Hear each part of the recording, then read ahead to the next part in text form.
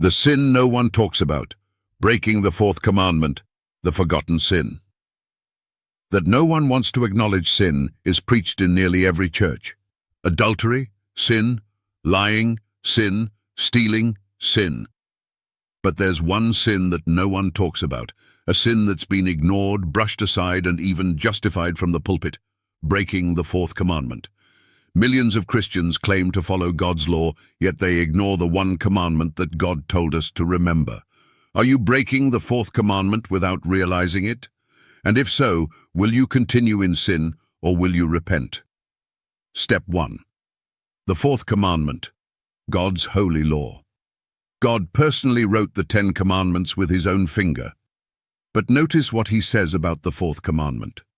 Exodus 20:8-11. Remember the Sabbath day to keep it holy. The seventh day is the Sabbath of the Lord thy God.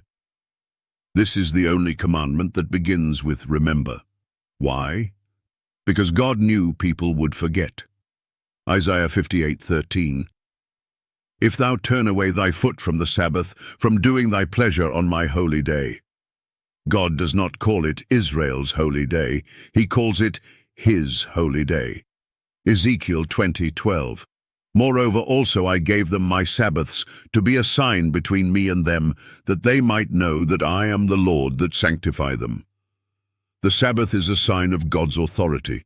To reject the Sabbath is to reject God's sign. So if God commanded the Sabbath and never changed it, then why do so many Christians ignore it? And here's the real question. If we knowingly break God's commandment, is that not sin? Step 2. What is sin? Most people define sin as doing something bad, but the Bible gives a clear definition. 1 John 3:4. Whosoever committeth sin transgresseth also the law, for sin is the transgression of the law. Sin is breaking God's law. Is breaking the first commandment a sin? Yes. Is breaking the sixth commandment a sin? Yes. So what about the fourth commandment? Why do churches preach obedience to 9 commandments but ignore one? If breaking the Sabbath is transgressing God's law, then isn't it sin? Step 3. Who changed the Sabbath? If the Sabbath was never abolished, then how did Sunday worship become the norm? The answer is not found in the Bible, but in history. 1. Constantine's Sunday Law, 321 AD. Emperor Constantine issued the first Sunday law. On the venerable day of the sun, let the magistrates and people residing in cities rest. This was not a command from God. It was a Roman decree honoring the sun god. 2. The Church enforces the change, 364 AD, Council of Laodicea, 364 AD. Christians must not Judaize by resting on the Sabbath, but must work on that day, rather honoring the Lord's day. The Church outlawed Sabbath-keeping and enforced Sunday worship instead. 3. The Catholic Church admits it changed the Sabbath. Sunday is our mark of authority.